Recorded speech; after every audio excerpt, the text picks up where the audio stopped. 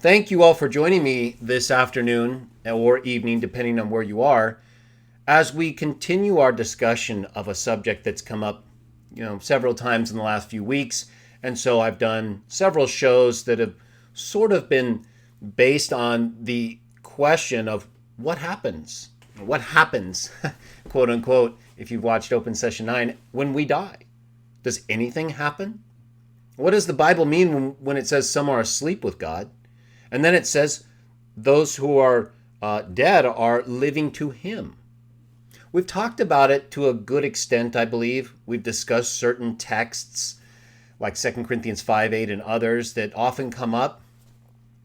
Today, I want to focus on another section of text or series of texts in Luke 16 that's often brought up when the question of what happens, quote unquote, after we die is raised. So we're going to read the account in Luke 16, and we're going to read several other texts. And I think you're going to see that this all comes together perfectly because the Bible does not teach contradictory views about life and death.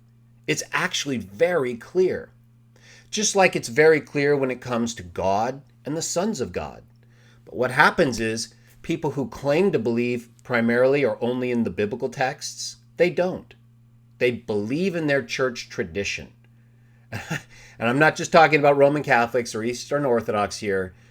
You could be evangelical Protestant, a Calvinist. If you believe in the Trinity, okay, if you believe in purgatory, if you believe that Luke 16 is literal, you're not a Bible-only person, okay? You're not a sola scriptura or primarily your authority is the Bible. You're using the church authority. You're using church tradition to replace what the Bible actually teaches about God and about life and death. This is not really a big surprise, or it shouldn't be, right? Because what do we see in the New Testament? We see Jesus over and over again confronting and even condemning whom? The religious leaders of his day, the very people who were supposed to be teaching the truth about his Father and about what happens after you die, based on all the scriptural texts that they had at their disposal and all the oral traditions that they had received from people all the way back. So why were they teaching all these confusing beliefs? Why were they approaching Jesus and trying to trap him about which man, the woman who died but had several husbands, would get in the resurrection? Why were they causing confusion, exactly like so many churches and quote-unquote Christian groups do today? Yeah, they want to make everyone think they only believe in the Bible, but then they start talking, right? Then they start talking, and we get things like the Trinity, a metaphysic about God that is nowhere, anywhere articulated, even in the slightest. I'm talking about the metaphysic. Not three persons or three Father, Son, Holy Spirit. The metaphysic is not there. So if you believe in the Trinity, you are not a Bible-only person or even a primary Bible as your authority person. You can say it all you want. You can use sola scriptura or any similar terms all you want. You're just fooling yourself. You're not fooling us or anybody else who's actually paying attention and reading these texts. And that's what we're going to do. We're going to read these texts and hopefully bring this subject to a fulfilling conclusion, because I don't want to spend all my time talking about things like life after death or the Trinity, right? They are both things that we don't know everything about. We know some things. We're going to get into it in terms of what the Bible teaches about life after death. And we know some things about God and his sons. We are not spirits. We have not died and experienced what's going on, and now we're here and telling everybody about it. We have the biblical text, that's it. Okay? When it comes to your primary authority as a Christian, we do not look to church fathers, people like Athanasius, who taught numerous false teachings. We don't look to councils or creeds or church tradition. We don't need any of it. We need the biblical text, because that's what Jesus and everybody who followed him and everybody who preceded them and who looked toward the time when he would arrive used. So we're not going to dive into different Christian beliefs about life and death. We'll talk about it a little bit. We're going to read the text. We're going to read the biblical text, and that's it. We're not going to quote different church authorities or councils or different beliefs that came about later that actually are in direct contradiction, just like the Trinity, with explicit biblical texts. Now, in this life after death subject, when we get into texts like Luke 16, some will say, well, wait a minute. It literally says in Luke 16, the view that I have, that when good people die, they go to be in a paradise place like Abraham's bosom. Although then that's when they start compromising their own literal interpretation, right? We'll get to it. Although some may believe you're literally there with Abraham in his bosom. But still, they'll say, well, see, that's what I believe. And it also says about the rich man who you did not do the things in life that he should have and lived to an excess is in Hades, right? He's in punishment. He's got torment. There's fire. Oh, forget about the fact that one single drop of water is used to quench the fires, or at least discussed in that light in this text, right? Something that if you really believe Luke 16 is literal, then you have more problems than determining whether it's a parable or not, right? Because in no real sense could a drop of water quench any degree of fire. None.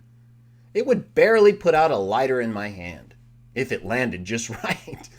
So I think it's very clear, as we're going to read, Luke 16 is a parable. It has all the earmarks of a parable, from things that are not literally possible, like I just referenced, a drop of water quenching burning fire.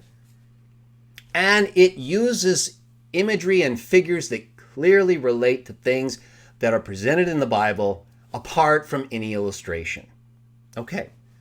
So before we take a look at Luke 16, though,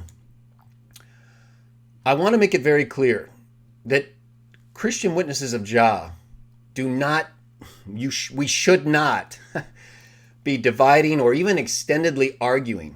Right? We have to argue a little in order to establish the truth with those who don't know or who are contradicting what we can show is correct. But to ongoingly argue and divide or think less of someone solely because of their belief about life after death. I mean, obviously, if people are teaching things and they just openly contradicting the Bible, that's not good, right? We don't like that. We don't want people teaching what's directly contradicting what we can read. So that's a problem. But let them have that problem. If a person is not going to accept what the Bible says about life after death, even with us not knowing everything about it, right? Just like with the Trinity, we know the Bible doesn't teach the Trinity. It's obvious. Nowhere is that articulation found, and what is articulated contradicts it. So we don't need to argue about it. They do, right? They have to argue about it because that's their belief. That's not in the Bible. It's never an issue. So why allow it to be an issue ongoingly for you? Even less so for the idea of life after death. That doesn't mean we won't talk about it, right? Even in the biblical text, what does Paul say? We don't want you to have no hope. And several times he talks about the dead and the condition of the dead and the body. And so these aren't things we should ignore, right? We have to have something to look forward to, knowing that in this world that is alienated from God, we all die. So what's the whole point, right? So death and life after death is very important. But we don't have the experiential knowledge or any knowledge outside of these texts that is going to allow us. Well, I think it's pretty clear, but people are going to have their views. And so if you think it's clear like I do, and they still have their views based on church tradition or just false teachings that don't line up with the text, don't waste your time with them, right? Show them this video, show them another video that contains correct information, give them some texts.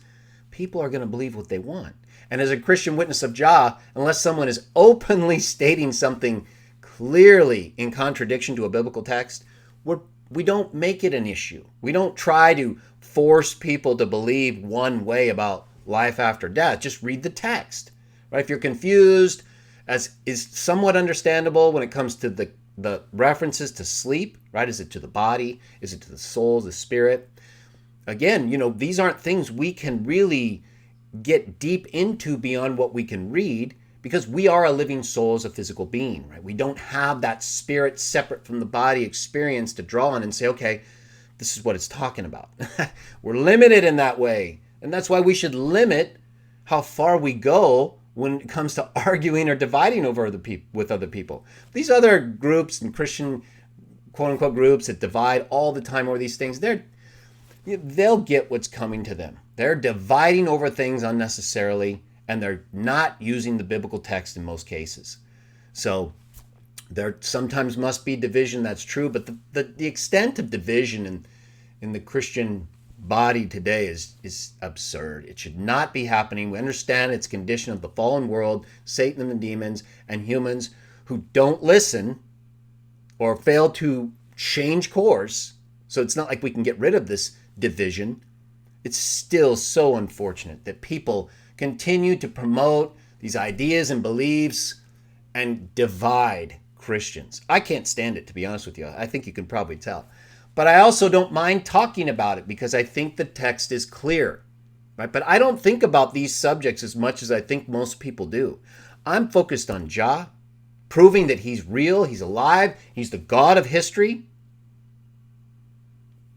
and on proving that Jesus is the Messiah, the one he sent forth to deliver us from the condition that our first parents, with the influence of Jah's rebellious son, Satan the devil, chose to do things against him. And we've been doing that to some extent ever since. So the restoration through Christ brings us back into that relationship with God, where we're not choosing all these terrible things, where we're not making the world a worse place, and then promoting the golden rule, which even if we apply today can make this world much better than it is. So that's my focus. Those are my three things. Those are the things I believe the Bible, above everything else, according to Jesus' teaching and the law given to Moses, which he quotes in addition to him as the Messiah, highlights as the most important things. So I don't want these videos about life and death and these different texts to be used to just continue endlessly this debate about what happens when we die. We've read the text. We know that when you die, your body goes to the dust, the grave, literally, and your spirit returns to the God who gave it. The texts were clear. Multiple texts. Even Jesus, at his death, Father, into your hands I entrust my spirit. And then it says he died. And where was his body? Put into a tomb for 3 days, and then it was resurrected before it saw corruption. So, that's just a basic intro so everyone understands essentially what we've done to this point, what my interest in this subject is really, right? It's not a lot. I've just studied this a lot. I've translated numerous texts.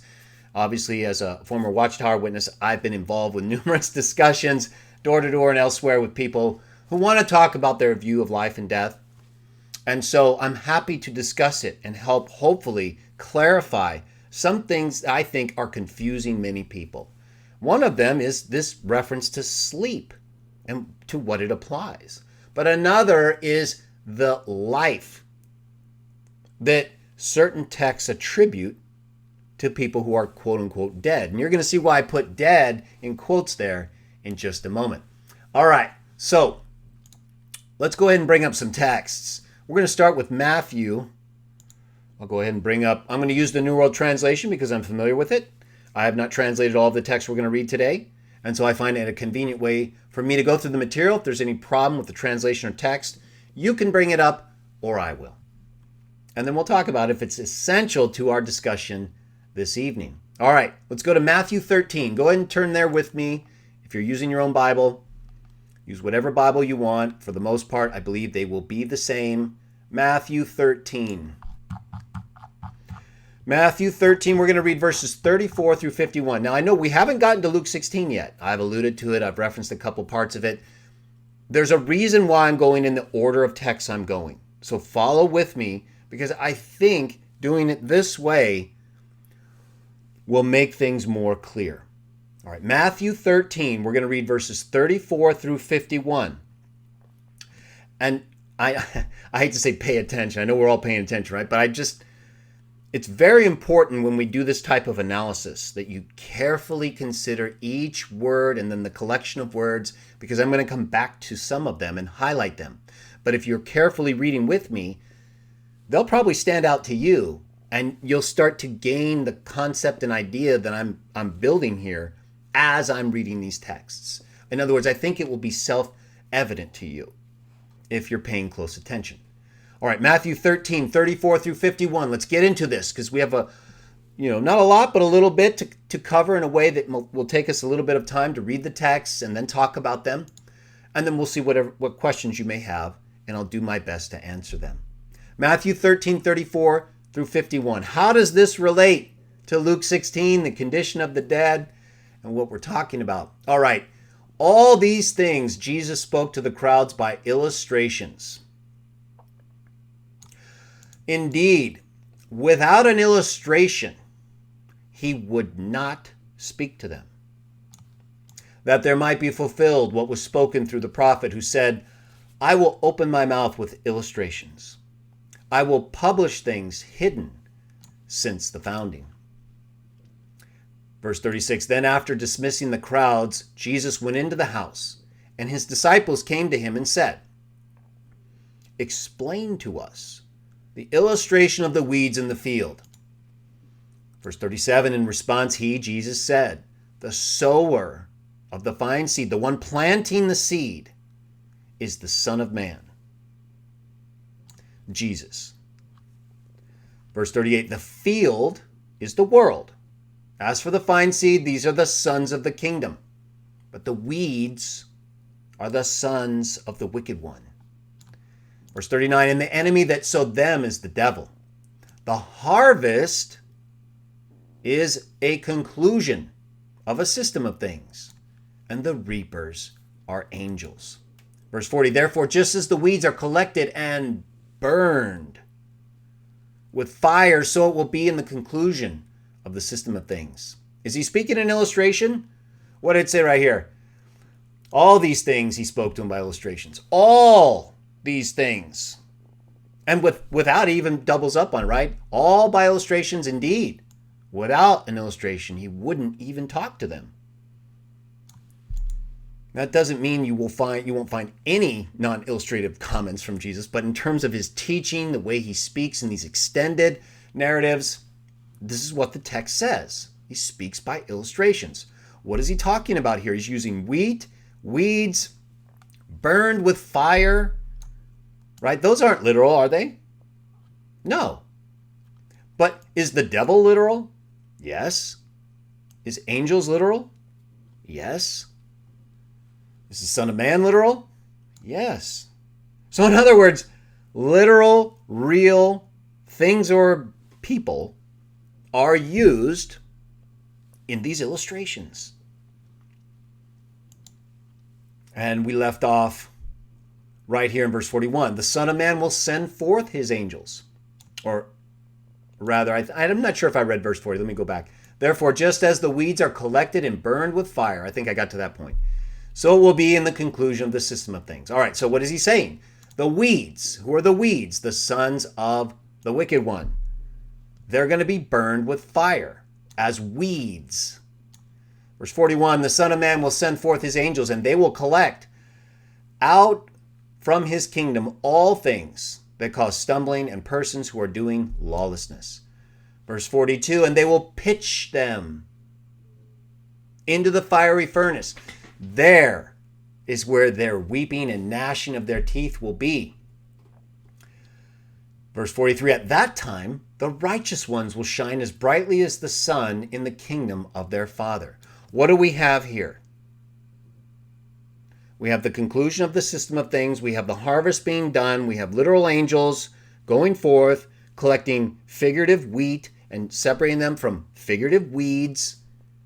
The weeds are going to be thrown into the furnace, right? We're talking about weeds. So whether that's figurative or literal, we'll leave aside for now because it's controversial in this context. Okay, so the weeds are burned in the fire, right? The unrighteous ones.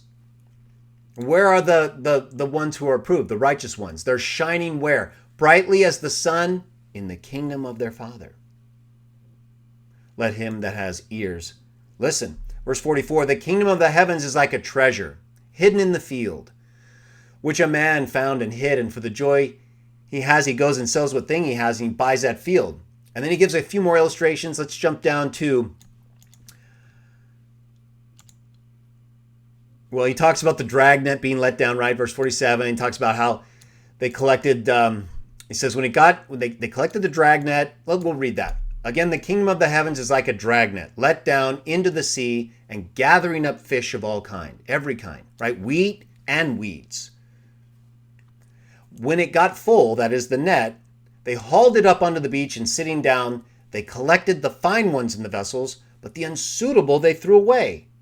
Same thing, right? Exactly the same thing as right here. The wheat and the weeds are collected, separated. The weeds are thrown into the fire. The wheat are shining brightly in the kingdom of their Father. Right? So if that's literal, then why isn't this literal? That the fine ones are put into vessels and the unsuitable are just thrown away. Isn't he saying the same thing?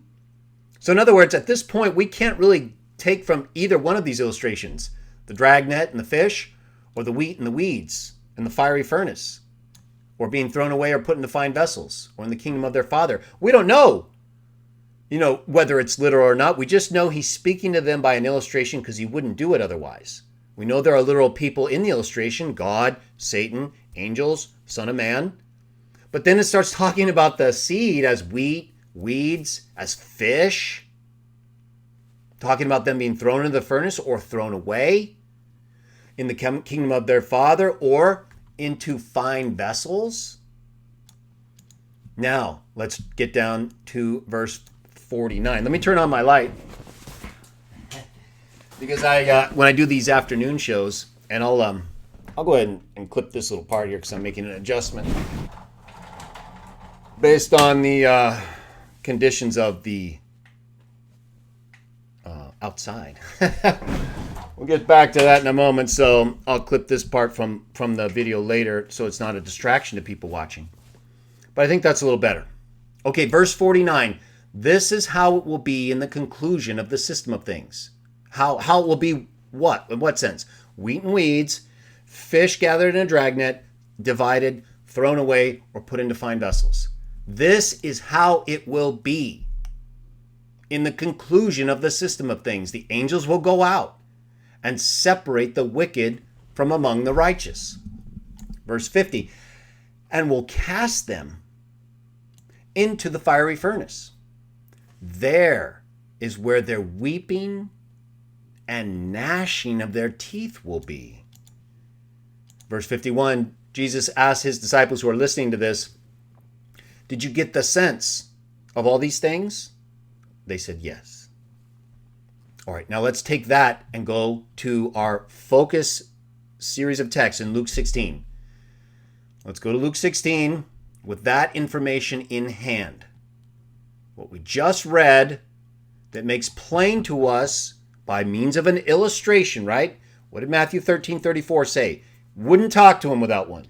And he actually, it said first, he said all these things by illustrations. And indeed, he wouldn't without one. And what did we read?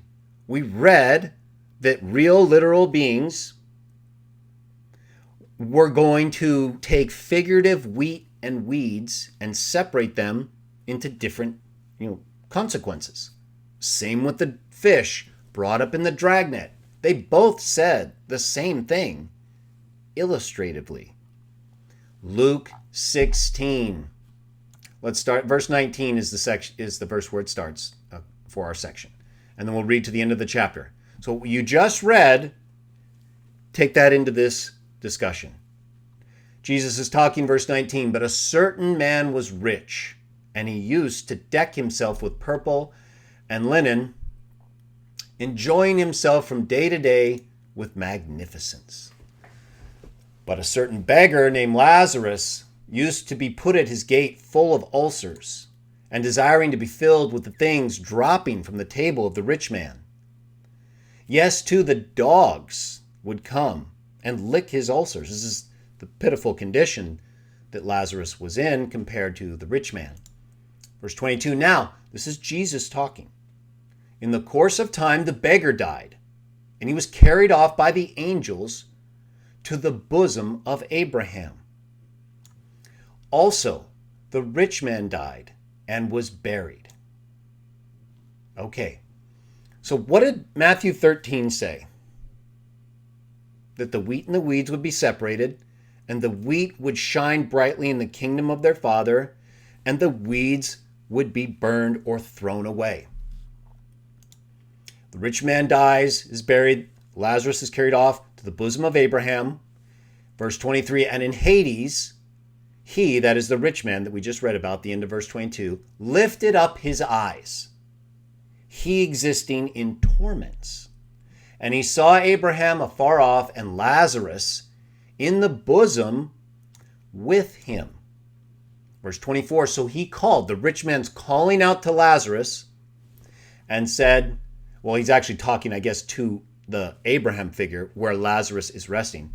Father Abraham, have mercy on me and send Lazarus to dip the tip of his finger in water and cool my tongue, because I am in anguish in this blazing fire. Okay. So I mentioned at the outset how I feel, and I think it's fairly clear that in no way could we say that a drip from the tip of Lazarus, of anyone's finger, with water dripping from it, would cool an anguish from a blazing fire. It wouldn't even affect it at all. All right, so let's take that into the rest. Verse 25, but Abraham said, child, remember that you received in full your good things in your lifetime, but Lazarus correspondingly the injurious things. Now, however, he is having comfort here, but you are in anguish.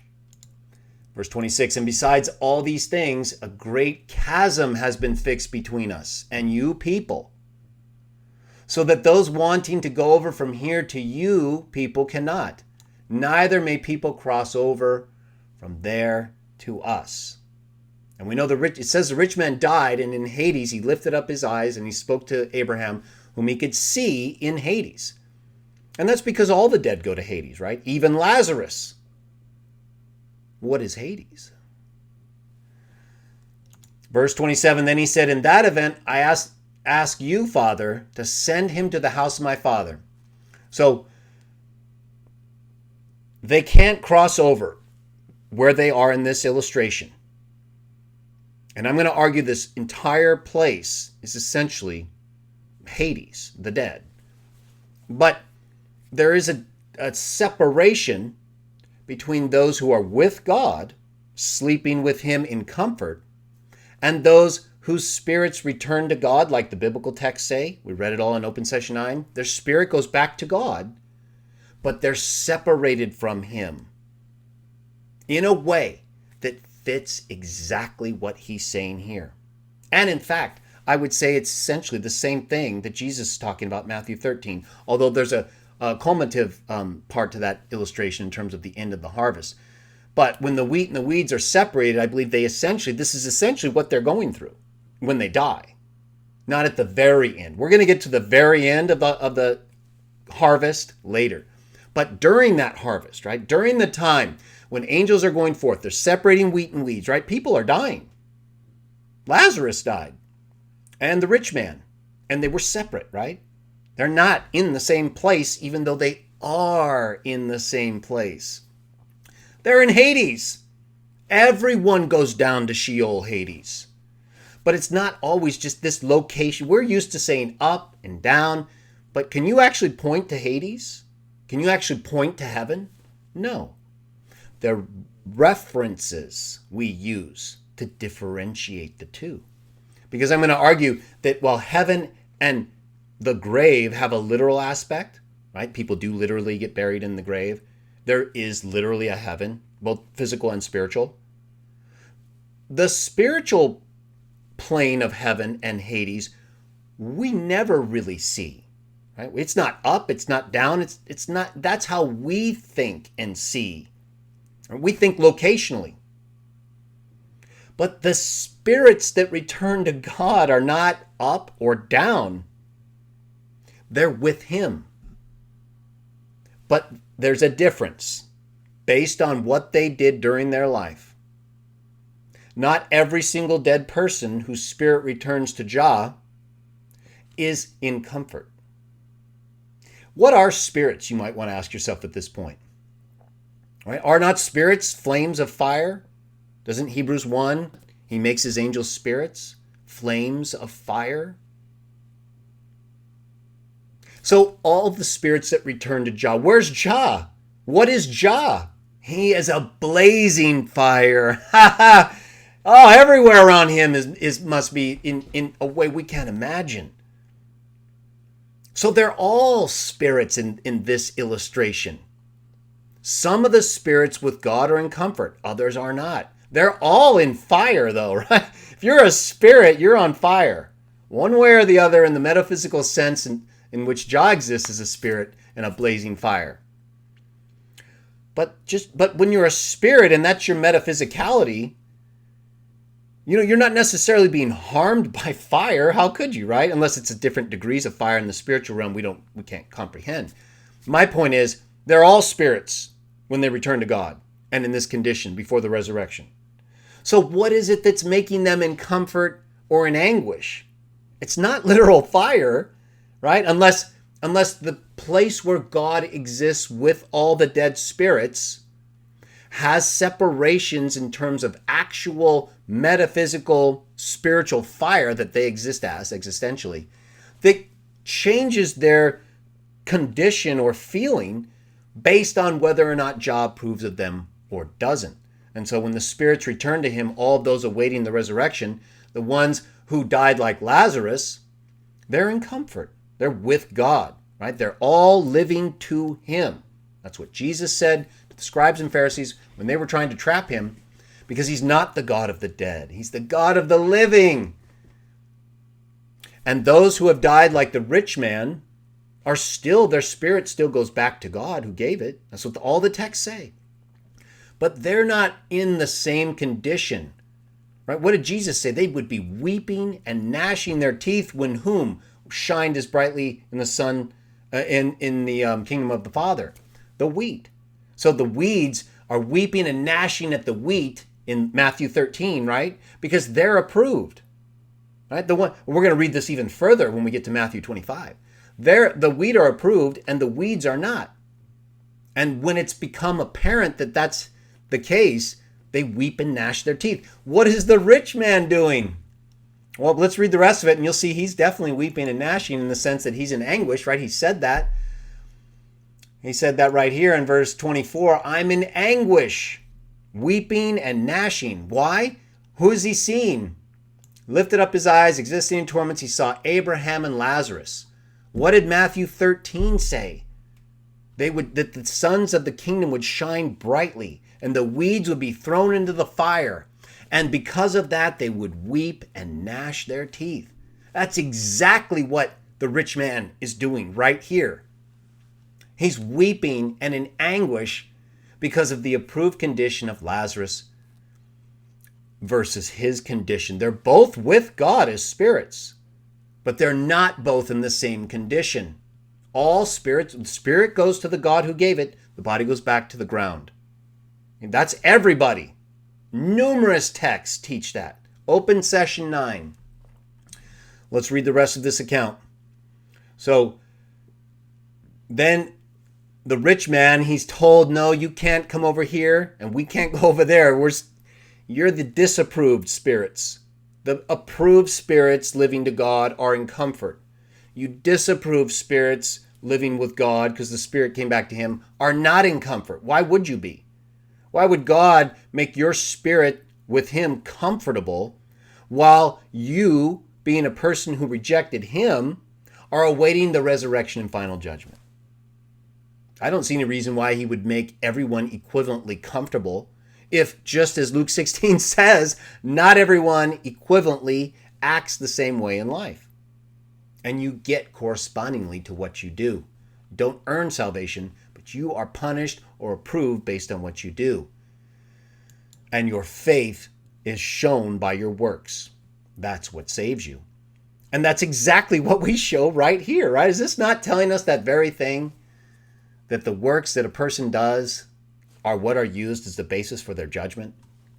It's exactly what it says. Right here, child, remember you received in full your good things in your lifetime, but Lazarus correspondingly the injurious things.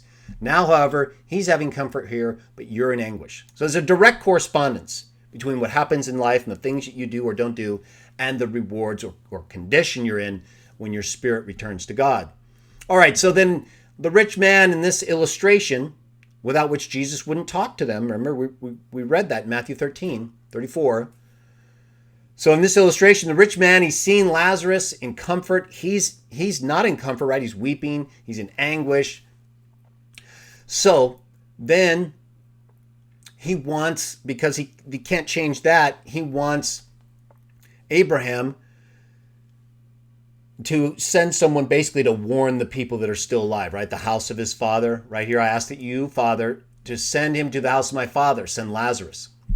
For I have 5 brothers, in order that he may give them a thorough witness, that they should also not get into this place of torment.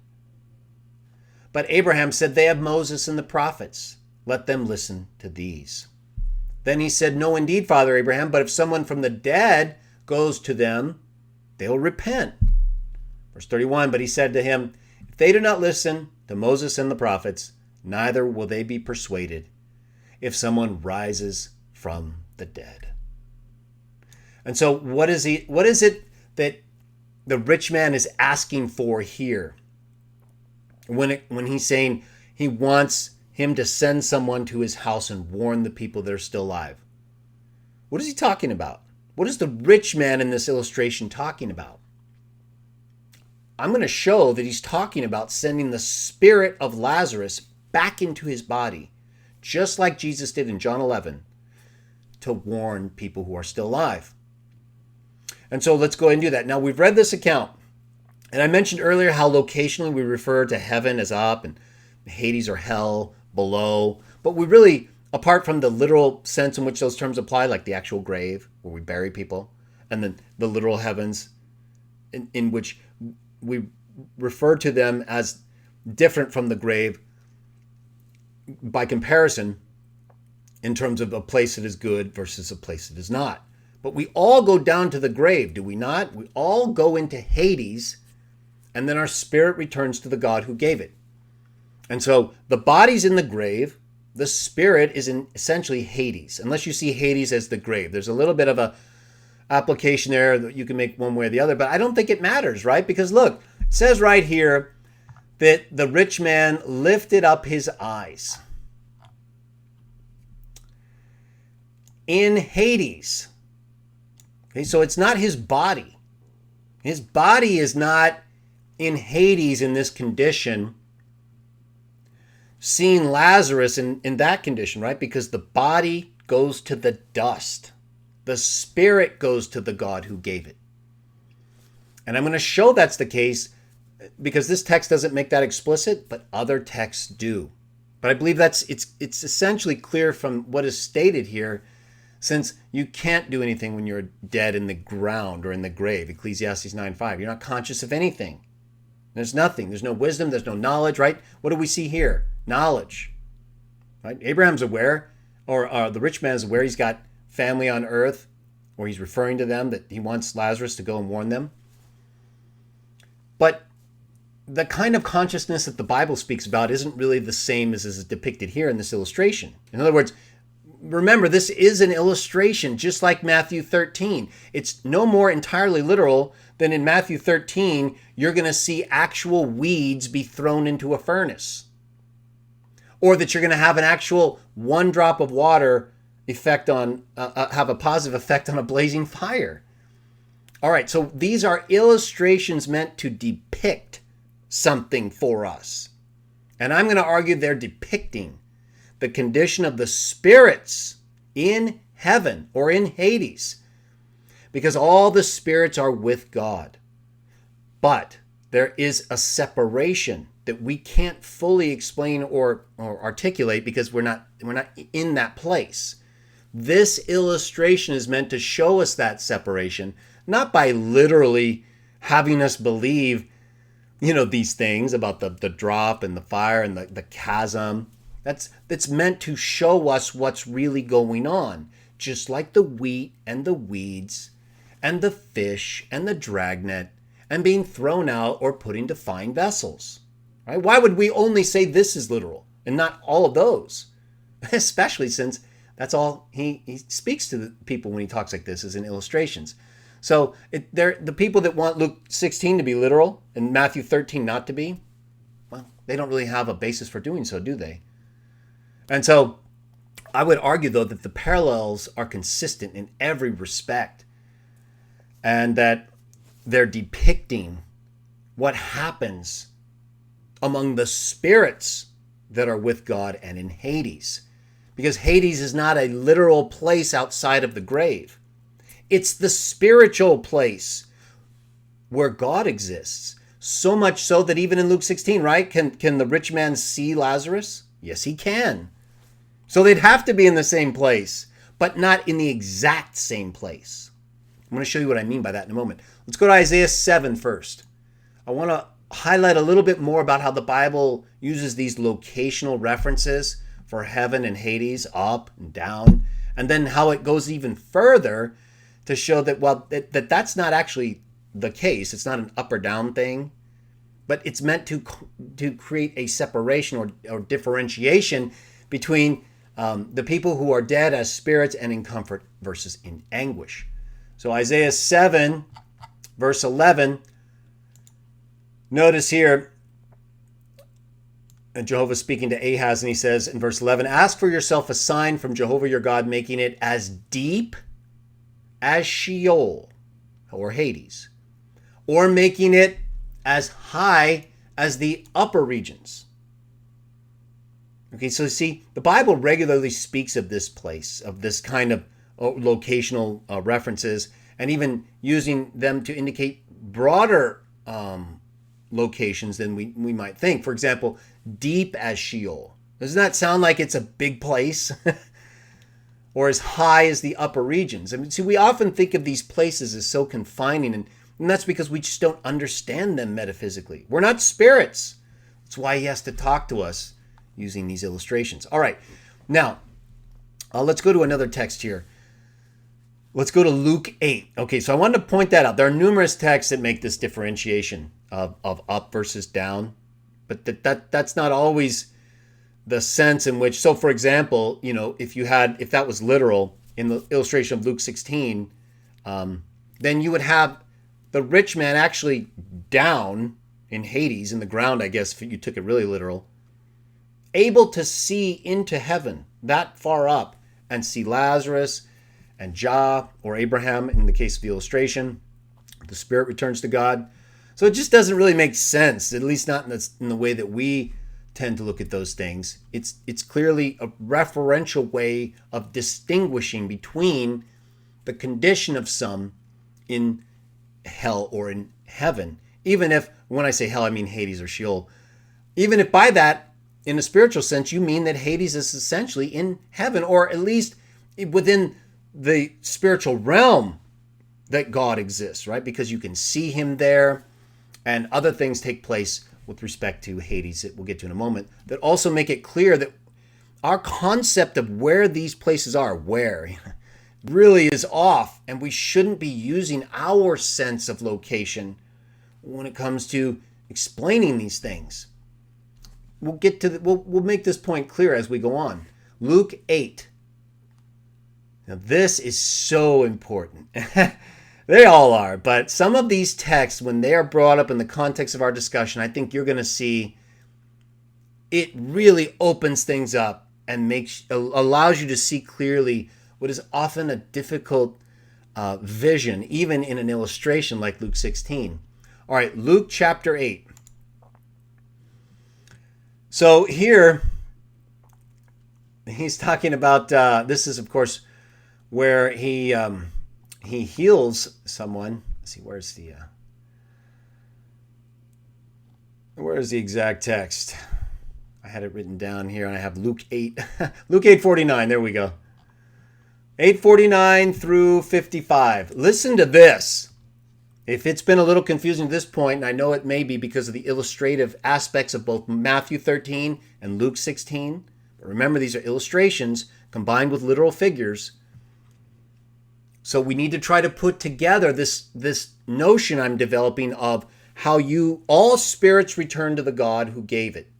Their bodies go back to the dust. That's clear. And so I believe that all of the actual living with God in terms of being a spirit after you died and before you get a body, right? So you're not in a new body yet that we're talking about now. We're talking about the spirits who have returned to God before the end of the harvest. Luke 8:49. So Lazarus, the rich man, obviously they had to be before the end of the harvest because the rich man asked Abraham to send Lazarus to warn his brothers, right? So we know for a fact they don't have a resurrection body in that illustration. It hasn't happened yet. They're spirits. Jesus is using an illustration in Luke 16 and in Matthew 13 to explain the condition of the different spirits that have returned to God before the resurrection. Luke 8:49. While he was yet speaking, this is Jesus, a certain representative of the presiding officer of the synagogue came, saying, he's talking to the person who's asking Jesus to heal his daughter. Have no fear, your daughter has died. Do not bother the teacher any longer. And so on hearing this, so Jesus hears what the synagogue officer tells the man who's asking Jesus, or who's telling Jesus about his daughter. It says that Jesus answered him, have no fear, only put forth faith, and she will be saved. Verse 51, when he reached the house, he did not let anyone go in with him except Peter, John, and James, and the girl's father and mother. But people were all weeping and beating themselves in grief for her. So he said, stop weeping. This is the key part right here. For she did not die, but is sleeping. Well, we know her body died, right? What's sleeping? The spirit. And I'm going to prove it. At this, they began to laugh at him scornfully because they knew she had died. Right? Her body, she's dead, visibly. Verse 54, but he took her by the hand and called, saying, girl, get up. Look at the next verse. Verse 55, and her spirit returned, and she rose instantly. What was sleeping? It had to be her spirit, right? Because that's what he brought back. That's what he said right here in verse 52. She did not die. Didn't die. Why? Because her spirit is alive. Why? Because it's living to the God who gave it and to whom it is now returned. Because he's the God of the living. They're living to him. Her body died. Not her spirit. Her body was not sleeping. When we go to sleep, we're breathing, we're there, our body's functioning. Her body was not functioning. She was not sleeping physically. This section of text is absolute proof that your spirit is asleep when you die. Just like 1 Thessalonians 4:14 says, those sleeping God will bring with him. We talked about that in our last show. This text is so important because look at what Jesus says. She did not die. She's sleeping. And what returned? What was sleeping? her spirit. She rose instantly, and he ordered something to be given to her. This is proof that your spirit is asleep when you die. It's returned to the God who gave it. They're sleeping, just like Revelation 6 also says. They're resting. They're not non-existent. And the spirit returns. That's what God is bringing with him at the resurrection when the Christ descends. With the archangel's voice, and those who have fallen asleep in union with him rise first. But they're rising in the sense of being given a new body. They're sleeping with God in spirit. Let's look at a couple more texts. Let's go to Luke 13. Luke 13:23. So Jesus made it very clear the spirit is not dead. He couldn't have been clearer. She's not dead. She's sleeping. Well, we know the body's dead. It's right there. It's not moving. The spirit returned. Luke 13:23 through 30. Let's take a look at this. This is very complementary to what we just read. Now a certain man said to Jesus, Lord, are those who are being saved few? Jesus said to them, verse 24, exert yourselves vigorously to get in through the narrow door, because many, I tell you, will seek to get in, but will not be able to. Or will not be able. Verse 35, when once the householder has got up and locked the door, and you start to stand outside and to knock on the door, saying, Sir, open to us. But in answer he will say to you, I do not know where you're from. Verse 26, then you will start saying, we ate and drank in front of you and taught in your broad ways. Verse 27, but he will speak to you and say, I do not know where you're from. Get away from me, all you workers of unrighteousness. Verse 28, there is where your weeping and gnashing of teeth will be. When you see Abraham, Isaac, and Jacob and all the prophets in the kingdom of God, but you yourselves thrown outside. What did Jesus say in Matthew 13? 30. In the illustration of the dragnet. Right here.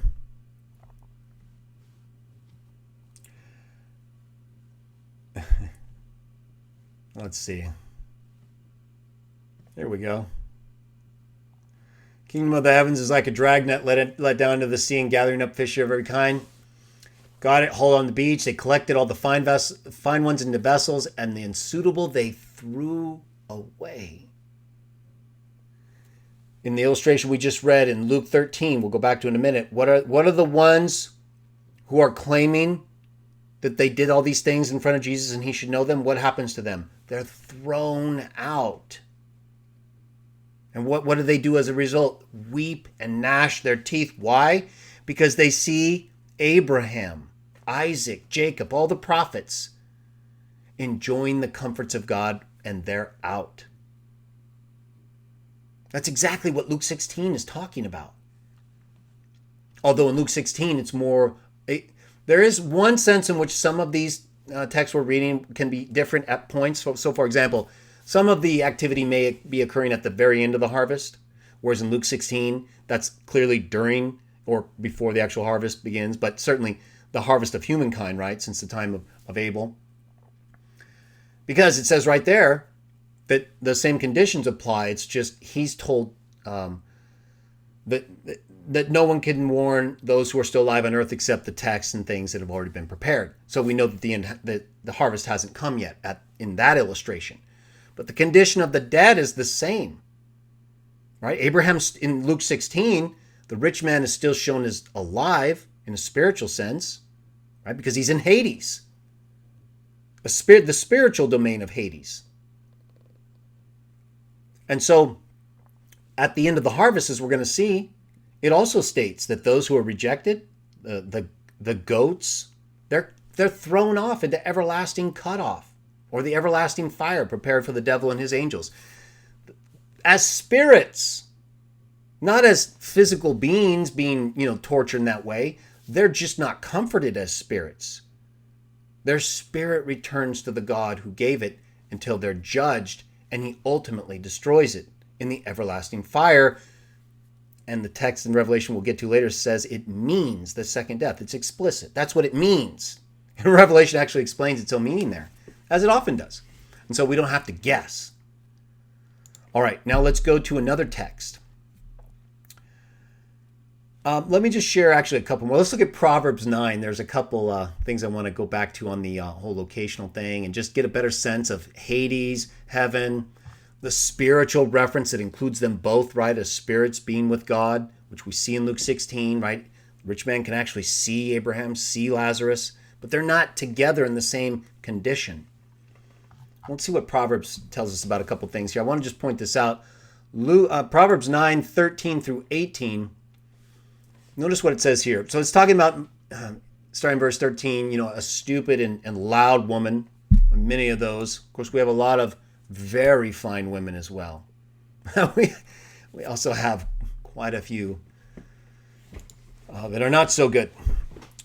That kind of woman is simple-mindedness itself and has come to know nothing. They're done. Okay, it's a wrap for these women. And she has seated herself at the entrance of her house upon a seat in the high places of the town to call out to those passing along the way, those who are going straight ahead on their paths. Don't let anyone distract you.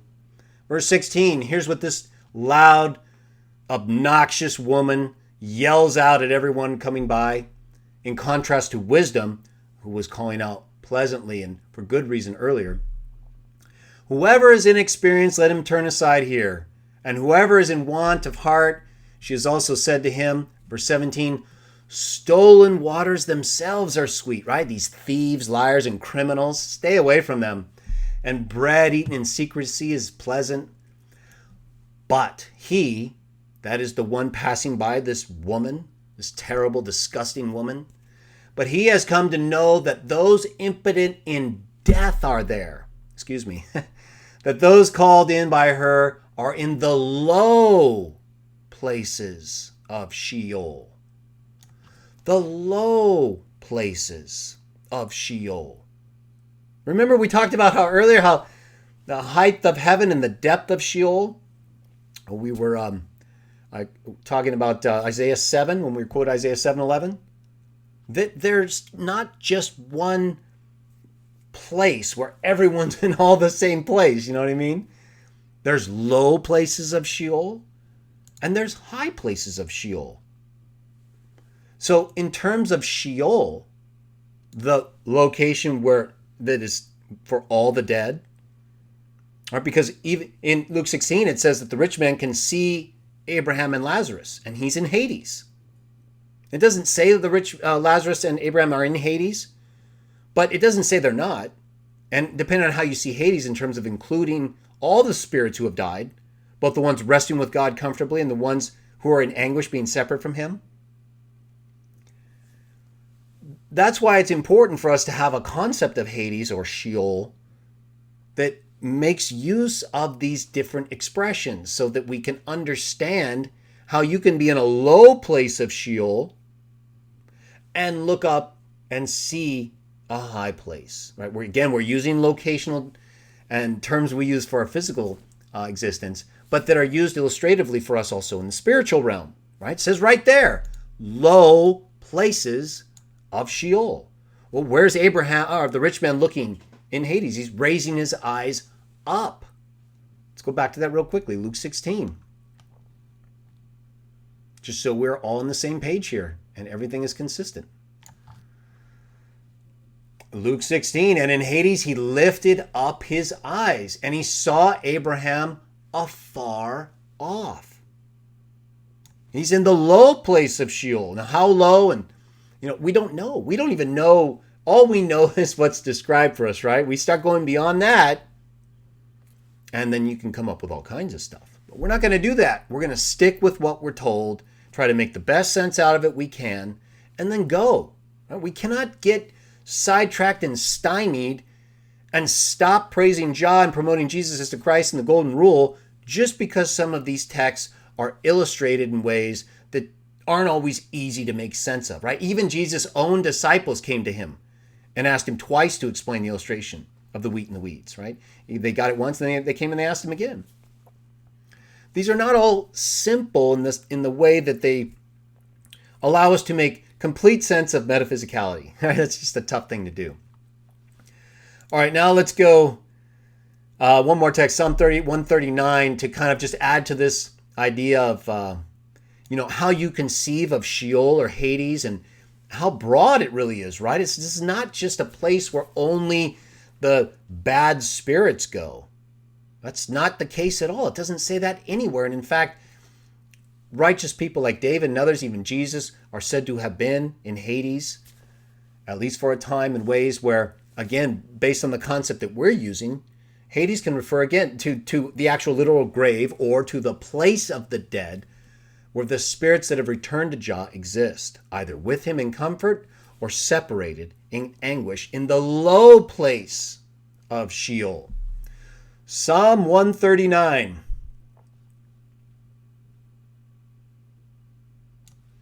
Psalm 139, 7 and 8. Notice this, where can I go from your spirit? And where can I run away from your face? Right? So if Abraham in Luke 16 represents Jah illustratively, he may just be Abraham representing Abraham in the sense that his spirit is with God, just like Lazarus's is. Either way, Jah's spirit is everywhere. So it's not like just because there's a separation in the illustration in Luke 16 between Abraham, Lazarus, and the rich man, that doesn't mean they're in totally different places in ways where they're not all still together. Verse 8, if I should ascend to heaven, there you would be. And if I should spread out my couch in Sheol, look, you would be there. Your couch in Sheol. Who's talking here? The psalmist. You think he's going to be in torment like the rich man in Sheol, in Hades? No. He's going to be on a couch, he says.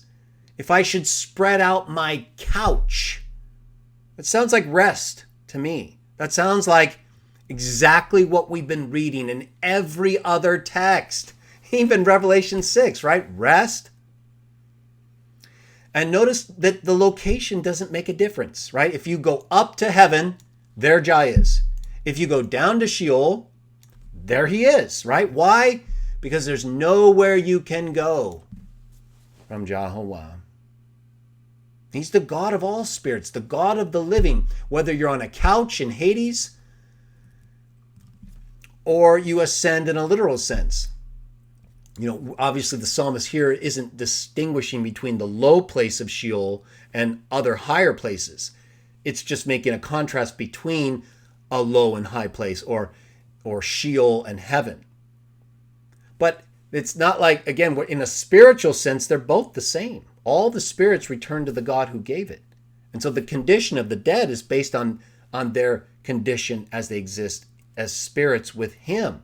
It's not that they're in an actual place, like down below in the ground, maybe, right? That's literal, though. The spiritual sense in which this is clearly being applied when it comes to the low places of Sheol or the Luke 16, including the rich man in Hades who can see Abraham and Lazarus, looks up afar off. All of that is consistent. None of this is contradictory. Let's take a look at another text. Let's go to Matthew 8. We're getting close to the end. A few more texts here, and then I'll look at some questions, and then I'll try to wrap it up. We've got a few more texts. Matthew 8. And we notice that Abraham, Isaac, and Jacob have come up. Abraham obviously is referenced in the Luke 16 illustration. Matthew 8:11.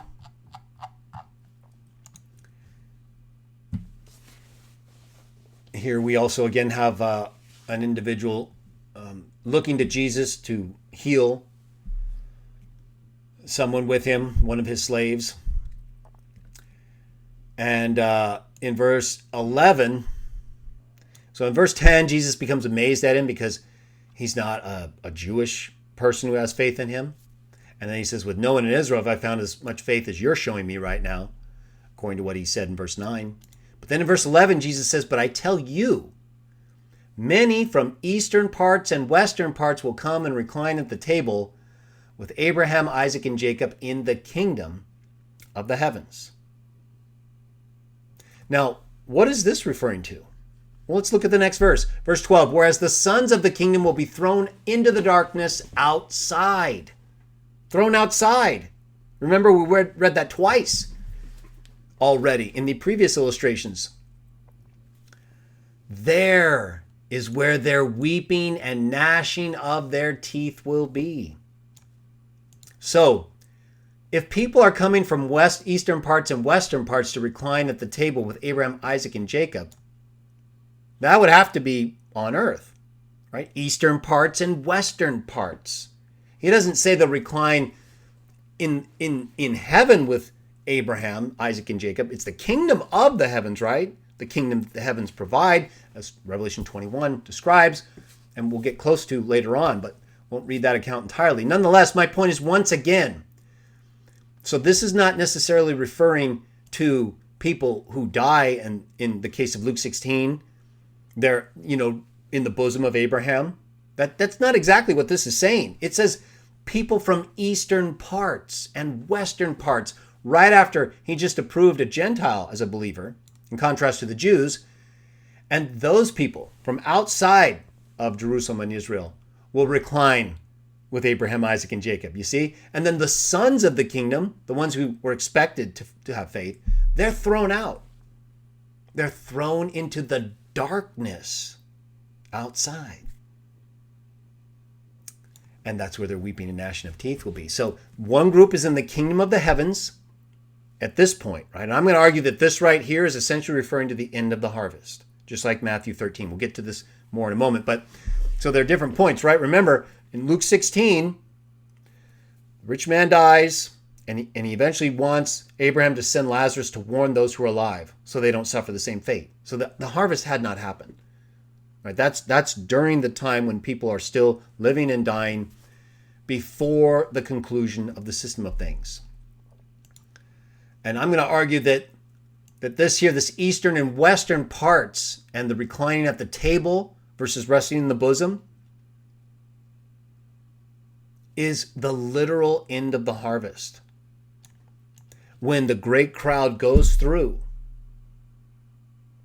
and all those who are disapproved, the goats, are cut off. Their bodies are destroyed and their spirits return to the God who gave it until the final judgment. Right? That the harvest is not the final judgment. We can show that. We can prove that. I'm going to. The harvest is the end of this system of things prior to the 1,000-year millennial reign. After the 1,000 years, that's the final judgment. That's when the rest of the dead come to life. I'm going to show you exactly how. Before then, the spirits who are with God, 1 Thessalonians 4:14, those who are the ones who are dead in union with Christ, right? The Revelation 6 people who are slaughtered because of their witnessing work. They're the ones who Revelation 5 and other texts speak of as being made kings and priests. They're the ones who are caught away with those who are living at the time when Christ descends with the archangel's voice to give them a new body. They receive their new spiritual body just like Jesus did, become the kingdom of priests to his God, rule on thrones with him for 1,000 years over the great crowd of people who go through the tribulation. Then at the end of the 1,000 years, after Satan is let loose and then destroyed, all of the dead are brought up and judged. And the ones who are judged righteously are given a new body and live on in the new heavens and new earth. Those who are judged adversely are destroyed. And we're going to get to that in a moment. It's very clear, actually, when you put it all. When I started going through this, and I realized, you know what, this is so clear. It's complicated because it's been made complicated. But just looking at the text and putting them in order, it's not complicated. The illustration parts are a little tough, but not really. When you break it all down, get right to the stuff. All right, so let's take a look then at some of these texts. We're going to look at, let's look at Matthew 25. All right, so what I just said, let's take that thought that I explained about the end of the harvest, right? The return of the Christ, the judgment of the sheep and the goats, followed by the 1,000-year reign, followed by the resurrection of everyone.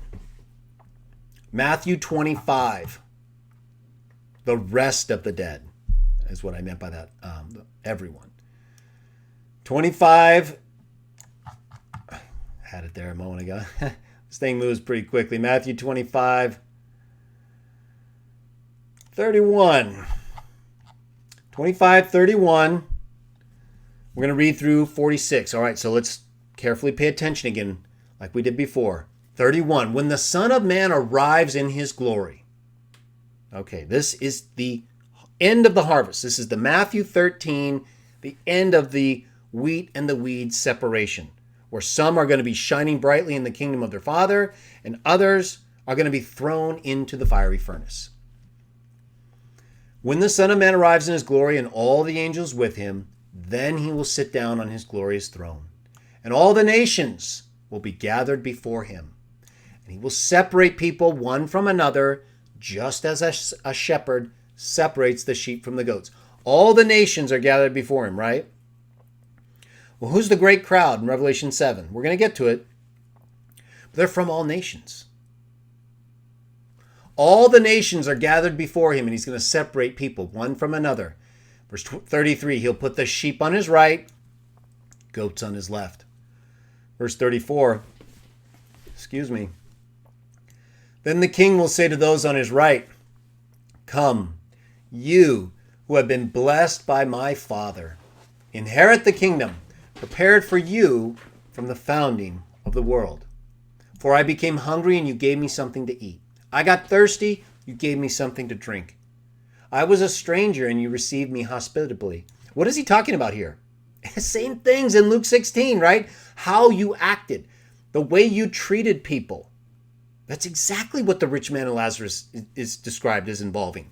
The things they did or didn't do or got and didn't get being the basis for what happens to them after they die. The same thing he's talking about right here. I was a stranger, you received me hospitably. Naked, you clothed me. I fell sick, and you looked after me. I was in prison, and you came to me. Then the righteous ones will answer him with the words, Lord, when did we see you hungry and feed you, or thirsty and give you something to drink? When did we see you a stranger? When did we see you a stranger and receive you hospitably, or naked and clothe you? And when did we see you sick or in prison and go to you? And in reply, the king will say to them, Truly I say to you, to the extent that you did it to one of the least of these my brothers, you did it to me. Verse 41, Then he will say in turn to those on his left, Be on your way from me, you who have been cursed, into the everlasting fire, prepared for the devil and his angels. For I became hungry, and you gave me nothing to eat. I got thirsty, and you gave me nothing to drink. I was a stranger, but you did not receive me hospitably. Naked, you didn't clothe me. Sick and in prison, you didn't look after me. Verse 44, Then they will also answer with the words, Lord, when did we see you hungry or thirsty or a stranger or naked or sick or in prison and didn't minister to you? Verse 45, Then he will answer them with the words, Truly I say to you, to the extent that you did not do it to one of these least ones, you didn't do it to me. Verse 46, And these will depart, right, be thrown out. Remember the prior text we read in Luke, I believe it said they'd be thrown into the darkness outside.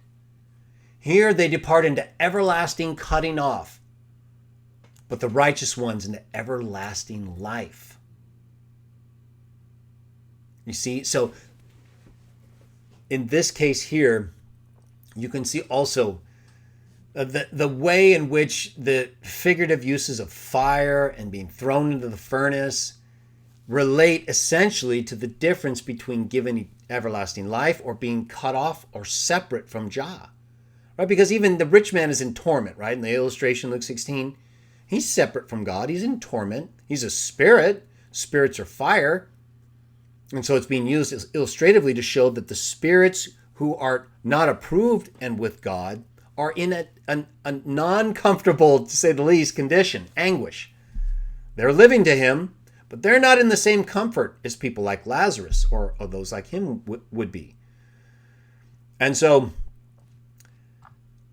when it comes to the timing of these things, this account here shows that all the nations are gathered before Jesus when he arrives, right? The righteous then go into the everlasting life and the kingdom prepared for them from the founding of the world, and the ones who are disapproved are cut off. And so if this is at the end, at the harvest, right? Before the great crowd goes into the new earth, that makes perfect sense, because when the great crowd goes into the new earth, there's not any unrighteous people there. It's just the great crowd who've washed their robes and made them white in the blood of the Lamb. Let's go to that text now, Revelation 7. So that's what this is talking about, Matthew 25 and Matthew 13.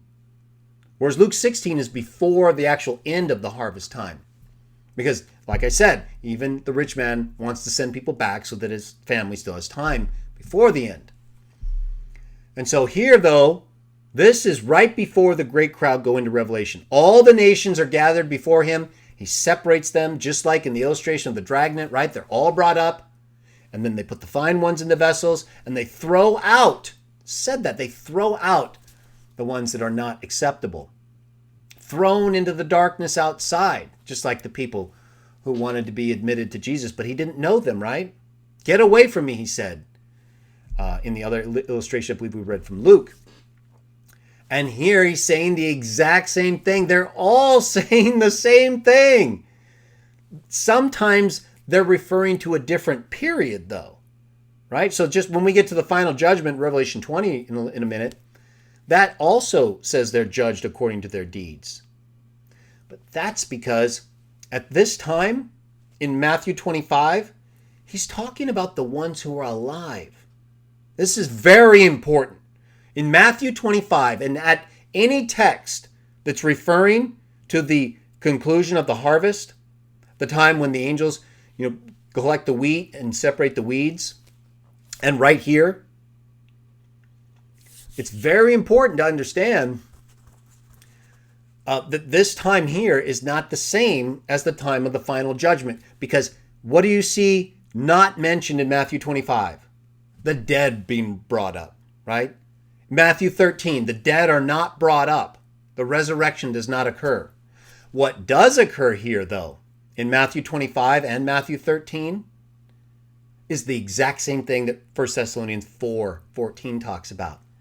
Because those who are asleep in union with Christ, what? Rise first. God brings those spirits with him to this specific moment where Jesus in all his glory sits on his throne and all the nations are gathered before him. What did Jesus say to those who would rule with him in the heavens? You will shepherd the nations with an iron scepter or an iron rod and break them to pieces. So here, Matthew 25, Jesus is here. The spirits of those who fell asleep in union with Jesus are brought with God, given a new body, and made kings and priests in the kingdom of God. Those who are disapproved as goats are destroyed. Those who are approved as the great crowd continue living.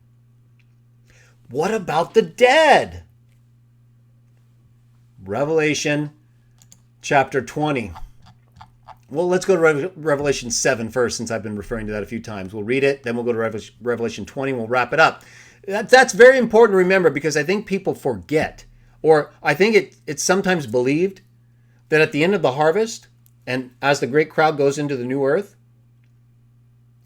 it's sometimes believed that the resurrection happens there. And I think the reason why is because of the fact that the spirits who died in union with Christ, the bride of Christ, the ones who rule as kings and priests in New Jerusalem with him over the earth, in control of the earth, and the kings of the earth bring their glory into the New Jerusalem, showing a differentiation there. But I think the confusion happens when people see texts like 1 Thessalonians speak of God bringing the spirits sleeping with him and those dead in union with Christ rising first. That's all happening right there in Matthew 25. When Jesus arrives on his throne and all those who are dead in union with him, God brings with him, gives them a new body. They're seated on thrones with him. Revelation 2, Revelation 5, Revelation 14.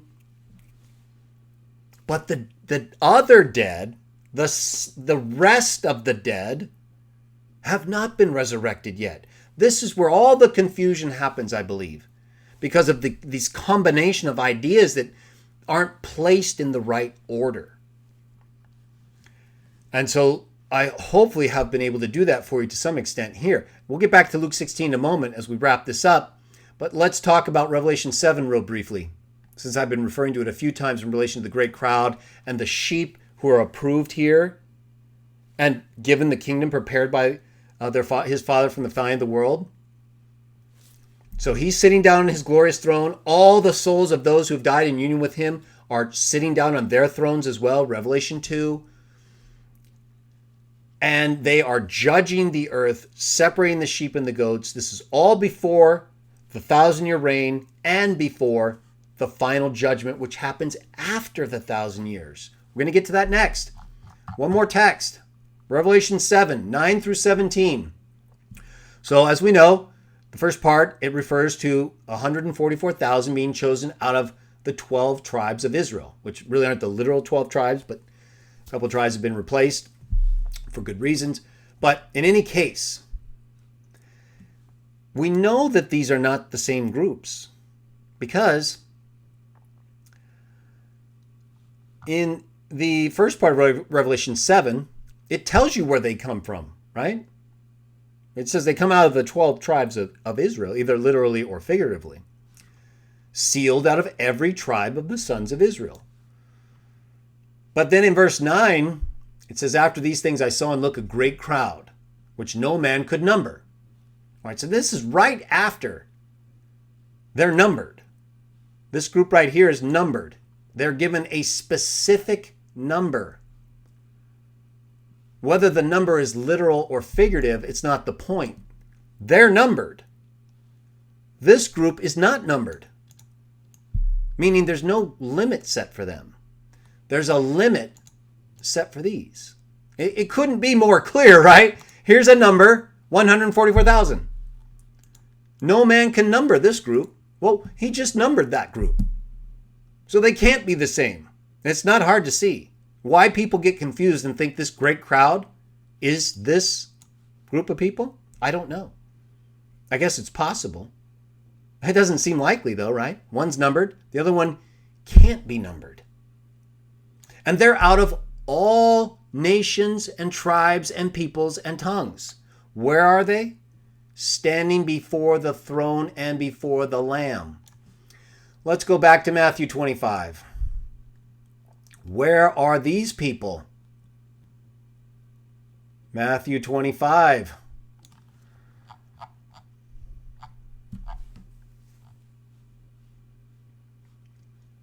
When the Son of Man arrives in his glory, he will sit down on his throne, right? All the nations will be gathered before him. That's exactly what Revelation 7 is talking about. Let's go back to it now with this clear in our mind.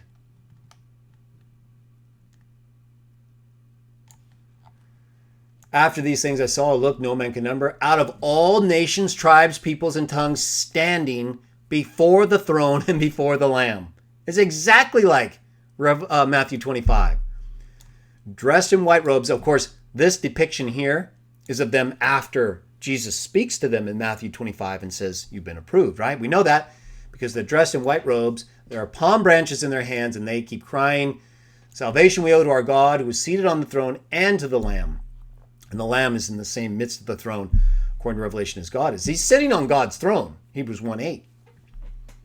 God has enthroned you. That's how I believe that text should be translated, at least in the Hebrew. The Greek's a little different. But either way, that's what it means. Verse 11, all the angels were standing around the throne. Okay, that's the main voice, the main part. And then let's read the rest of this part. So there's praise and thanks, but then it says, in response, one of the elders says to me, these who are dressed in white robes, who are they and where did they come from? So right away I said to him, my Lord, you're the one who knows. And he said to me, these are the ones who come out of the great tribulation. They've washed their robes and made them white in the blood of the Lamb. That is why they're before the throne of God, rendering him sacred service day and night in his temple. And the one seated on the throne will spread his tent over them. They will hunger no more, nor thirst any more, neither will the sun beat down upon them any more, because the Lamb who is in the midst of the throne will shepherd and guide them to fountains of waters of life. Exactly as we see described relative to the new heavens and earth in Revelation 21, where it says New Jerusalem comes down from heaven as a bride from God over mankind, humans. So the ones in New Jerusalem are the ones who have been caught away with those who God brought with him at the end of the harvest, where Christ sat down on his throne with all those together with him to judge the nations and to approve those who would go forward into the kingdom prepared since the time of Abel, or the beginning of the world, whereas the others would be thrown out. They'd be cut off, awaiting the everlasting destruction prepared for the devil and his spirits. Where's the devil? Where are his spirits? Well, he's not judged right here, right? The devil and his spirits aren't judged in Matthew 25 or even Matthew 13, right? Those are the sons of the wicked one. Now let's go to the judgment of the devil and all those who, for whatever reason, choose to follow him. I don't know. Some people I don't think really believe in him or God, but they just like to make people think they believe in the devil without even knowing what they're talking about. In any case, let's look at the judgment from the devil. And now I'm going to prove for sure, like I said earlier, that the final judgment hasn't even happened yet, at least through to the point from Luke 16, before the end of the harvest, to the end of the harvest, Matthew 13, Matthew 25. That none of those texts referred to the resurrection of the dead, only the resurrection of those who died in union with Christ. That's the first resurrection.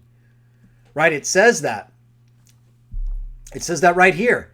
Let's get to it. Revelation 20. I saw an angel coming down out of heaven with the key of the abyss and a great chain in his hand. And he seized the dragon, the original serpent, who is the devil and Satan, and bound him for 1,000 years. All right, this is at the end of the harvest, right? We know that because, as you're going to see, well, as we just read, he's bound for 1,000 years. So the 1,000 years starts right now. And I'm going to argue, and we're going to show, but I'm going to argue that this is right at the point after which, or same point where the Son of Man has arrived. He's on his throne. The dead who are in union with Christ have risen, being given new bodies by God, and they are now on thrones with him, judging the nations. And that will continue. It's not like that's a one judgment, right? There's the end of the harvest. It's not like they're judging and shepherding, because they're being guided to fountains of waters of life, or the ones who go through the great tribulation, as we read in Revelation 7, right? It said that. All right, so the angel comes down out of heaven. I'm going to argue this is at that point of the final harvest, right before the 1,000-year reign. He seized the dragon, bound him for 1,000 years, and he hurled him into the abyss and shut it and sealed it over him, that he might not mislead the nations anymore. The nations anymore. Until the 1,000 years were ended. Well, who is the might not mislead the nations anymore? It's the nations who are gathered before his throne, the ones specifically who have been approved. The sheep. They're not going to be misled by the devil during the 1,000 years. But they're there, right? We saw him go through the Great Tribulation in Revelation 7. And it says right here, the devil is going to be removed, so they're not misled until 1,000 years are over. After this, he's let loose for a little while. Then it says, and I saw thrones, and there were those who sat down on them, and power of judging was given them. Yes, I saw the souls of those executed with the axe for the witness they bore to Jesus and for speaking about God. This is Revelation 6. Same group of people who are waiting to be avenged. And same group of people in 1 Thessalonians 4:14, whose spirits God brings with him and who are dead in union with Christ rising first. This is them. I saw the souls of those executed with the axe for the witness they bore to Jesus and for speaking about God. And those who had worshipped neither the wild beast nor its image, and who had not received the mark upon their forehead and upon their hand, they came to life. Right? The spirits who are sleeping, God brings with him, gives them a new body, and they are enthroned with his Son to judge the nations. They came to life and ruled as kings with the Christ for the 1,000 years. This is the end of the harvest. This is the start of the millennial reign. And notice verse 5. The rest of the dead, that is, everyone else who has died, except for those who died in union with Christ. The rest of the dead did not come to life until the 1,000 years are ended. And then it says, and that the reason why there's a parenthetical there in parentheses here is because that thought is separate but related to this thought, the first resurrection, which is this right here, right? It's the first one that happens. Happy and holy is anyone having a part in the first resurrection. After these, the second death has no authority, but they will be priests of God and of the Christ and rule as kings with him for the 1,000 years. Now, as soon as the 1,000 years have ended, Satan will be let loose out of his prison. Okay, so who's alive on the earth at that time? Well, as far as we know, the nations who came through the tribulation and the spirits, the ones who have been resurrected in union with Christ, who are serving as kings and priests, ruling with him. After the 1,000 years are over, Satan's in prison, right? He's been chained. He was chained right up here. Then this happened, the start of the 1,000 years. But it says the rest of the dead don't get resurrected until after the 1,000 years. I'm going to show you that right here. It's actually something I'm surprised anyone is confused about, except for the fact that there's so much confusion in groups like the Watchtower and various church groups that use their tradition in place of the biblical text. The account goes on to describe exactly what it's talking about. Happy and holy is anyone having part in the first resurrection. Okay. Satan will be let loose out of his prison after the 1,000 years, and he will go out to mislead the nations. Right? The people from eastern parts and western parts who have come to recline at the table with Abraham, Isaac, and Jacob and all the prophets. Right? Because they aren't resurrected yet. They're living to God as spirits in the sleeping condition that we've been reading about over and over again. Just like the girl whose spirit Jesus brought back into her body.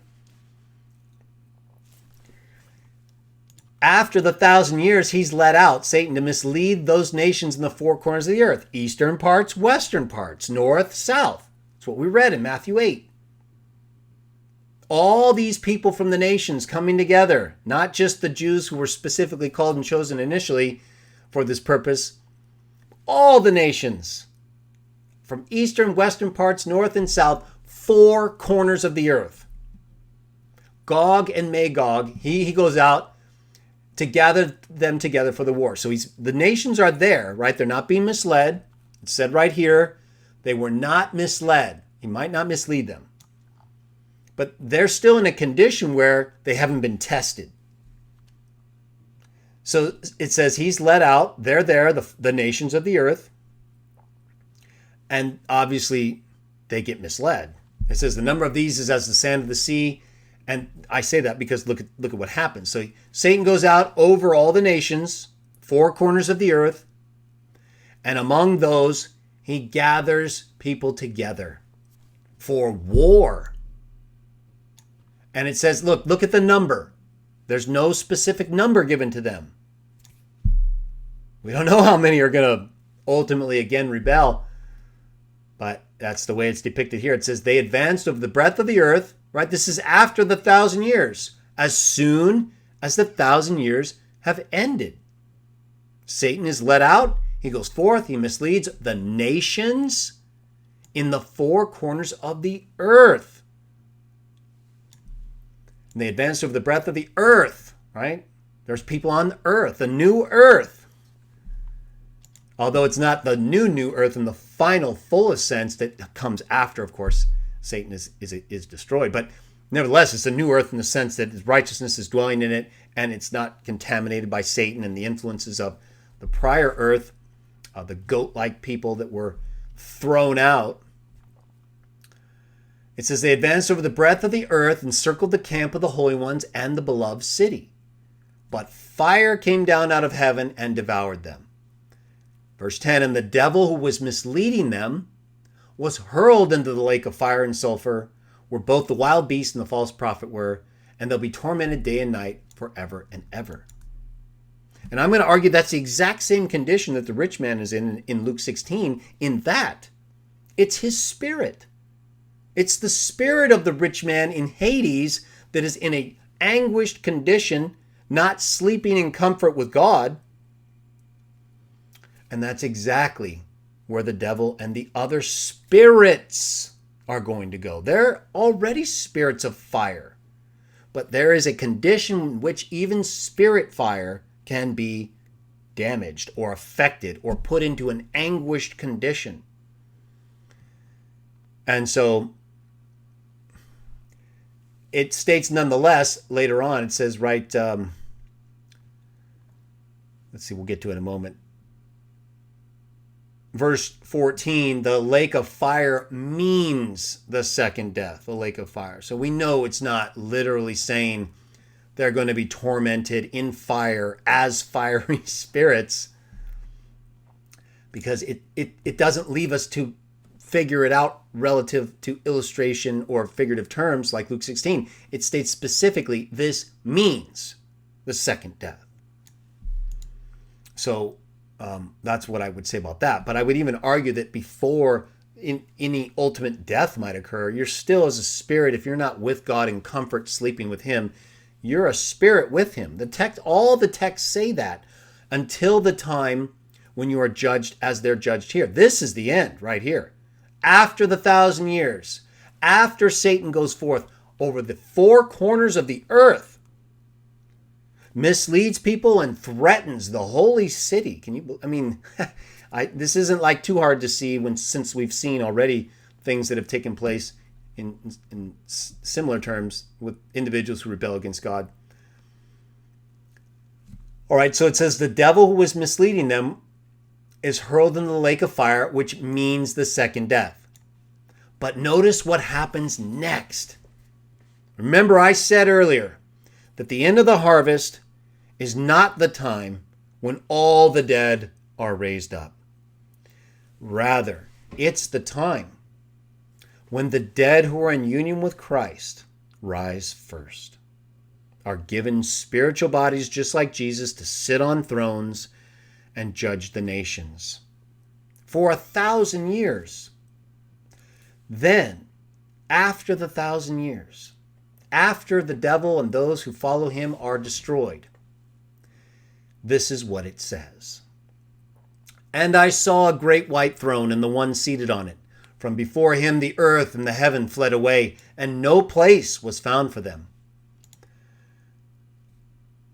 And I saw the dead, the great and the small, standing before the throne, and scrolls were opened. But another scroll was opened. It's the scroll of life. And the dead were judged out of those things written in the scrolls according to their deeds. So in the same way that at the end of the harvest, the sheep and the goats are judged based on the way they acted, right, or treated Christ and his brothers. And in the same way that even before the end of the harvest, people are judged according to what they do or don't do, a la Luke 16, Lazarus and the rich man. Nothing changes. This is all consistent. But this is different. This is not the time of Luke 16, right? This is not the time when you can still send people back to warn others who don't yet understand what's going on. And this is not the end of the harvest. This is not the time when the 1,000 years begins. Because that was the time when the 1,000 years, the time when the 1,000 years began was when Satan was put in prison. Here he's let out after the 1,000 years. And then he's destroyed along with those who follow him on the earth. After all that, the second resurrection. After all that. See, the ones who have died and who don't go through the great tribulation into the 1,000-year reign and who aren't part of those who died in union with Christ, they're not going through another test during the 1,000 years. They're done. The ones who are going to go through the test during the 1,000 years are the great crowd. The nations who are approved at the time when Christ judges the goats adversely. They go through. Those dead in union with Christ are risen. And then they govern the earth and restore the earth during the time the devil is away. He's let out again, causes disruption, is destroyed, and then the final resurrection. Then all those who were dead from Adam up until the time when those began to die in union with Christ, now they're resurrected. This is the second resurrection, the rest of the dead. That's why it says that right there. The ones who died but who were not dead in union with Christ, all of 1 Thessalonians 4:14 through 17, and who don't go through the great tribulation to live into the new earth, the ones who are still dead are now resurrected.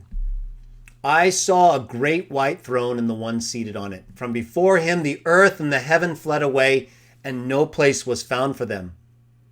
And I saw the dead, the great and the small, standing before the throne. And scrolls were opened. We read this part already. Another scroll was opened, scroll of life. Dead were judged over those things written in the scrolls according to their deeds. And the sea gave up those dead in it. And death and Hades gave up those dead in them. So this would be like this would be Lazarus and the rich man, if you were going to use them in terms of real people from the illustration. These are not referring to those who died in union with Christ and were resurrected at the start of the 1,000-year reign. This would include the Luke 16 figures, Lazarus and the rich man. Death and Hades gave up those dead in them, and they're judged individually according to their deeds. And death and Hades were hurled into the lake of fire. This means the second death. Furthermore, whoever was not found written in the book of life was hurled into the lake of fire. What is the lake of fire? Second death. You're done. Whether you're still alive in some kind of spirit, fire, anguish sense, not being comfortable with God, I don't really care, to be honest with you, right? What does that have to do with me or you? That's them. That's up to them, and that's up to God, and it involves them, right? To spend our time worrying about the condition of people who are disapproved is pointless. Who cares? They're done. They had their chance. They refused to listen. Jah is the ultimate judge. So why even worry about it? We shouldn't. We should worry about what we're going to do and how we're going to show we have faith. Because we're going to be judged. We're either going to be judged if we make it to the point where the Christ returns and we're alive, or we're not ones who are caught away with the Christ to be judges over those who are alive before they go into the new world. We're either going to be a part of that. We're either going to be a part of the group that died in union with Christ, who are resurrected, given new bodies with him to reign over the nations that go in as part of the great crowd, or if we die and we're not dead in union with Christ, in the sense that 1 Thessalonians 4:14 through 17 speaks, and Revelation 6, and Revelation 20, right? The ones who are resurrected first, the first resurrection, made kings and priests right here. But the rest of the dead after the 1,000 years. So you're either going to be caught away if you're alive and in union with Christ at the judgment before the 1,000-year reign, or you're going to be brought as a spirit sleeping with God to that same time and given a new body, or you're alive and judged as a sheep and given the kingdom prepared from the founding of the world, or you're dead in the sense that the rest of the dead are dead, and then you will be judged after the 1,000 years. You don't have to go through the period of the 1,000 years and then the whole releasing of Satan again. You are judged just like it states essentially in Luke 16 according to what you do in the faith that you showed based on the texts, Moses and the prophets in that case. And here you have death and Hades hurled in the lake of fire, meaning again the second death. So I hope that this has made some of the ideas and aspects of biblical teachings related to the condition of the dead more clear. I think a lot of the confusion involves not just the traditions of quote-unquote Christian groups who invalidate the Word of God, just like the scribes and Pharisees did with their tradition. But it can be complicated because sometimes the timing of the events described in some of these texts are different. Sometimes the timing is before the harvest ends, right? Like when Luke 16, Lazarus and the rich man, people die, and the separation work is still continuing. And then there's the time at the harvest when the Son of Man throws out everyone who's alive but disapproved. And then there's the great white throne judgment at the very end after the 1,000 years, where everybody else, the rest of the dead, are resurrected and judged. So the critical thing to take away from our discussion, I think, this evening is that you have to try your best to understand the point at which any reference to death or life after death is made. It can be made in the sense that when a person dies and their body goes back to the dust, the spirit returns to the God who gave it, in which case you are still alive to him. Not the God of the dead, is the God of the living. And so that could certainly account for actual feelings of anguish or comfort, like what we see represented in Luke 16. The deep places of Sheol or Hades versus the higher places that are linked towards more heavenly aspects of spirituality. In the spirit sense, everybody goes to Hades or Sheol, but not everybody is viewed in Sheol or Hades in the same way. Some are sleeping with God in comfort, a la Lazarus, and some are separated from him because of the things they did that are not good. He doesn't want to have those as close with him as he does the other spirits that represent a spirit who actually did what they were supposed to do or who suffered unjustly. Those are the spirits with God. The other spirits are still, the spirit returns to the God who gave it, but he set them aside, you could say, right? We're using references that involve physical movement and location, but in a spiritual sense, they're separated from him, just like the chasm in the illustration of Luke 16. They're not with him in the same sense that the approved spirits who are dead are. So when you understand that, then it won't matter whether you're referring to the condition of the dead before the end of the harvest, at the end of the harvest, after the end of the harvest and in the 1,000-year reign, or after the 1,000 years.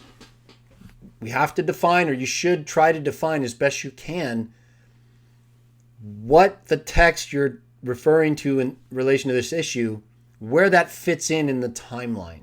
That's where the confusion is occurring. Either that or just people are deliberately confusing text to support their own preconceived views, right? And so they can't get over what the text say, and so they just torture them. Torture them and try to make figurative text seem literal and literal text seem figurative. We just read the text, evaluate it in light of what it says, the things that it clearly means or doesn't mean. If there's confusion, we look further into it. We go to other texts that speak similarly, and they almost all do.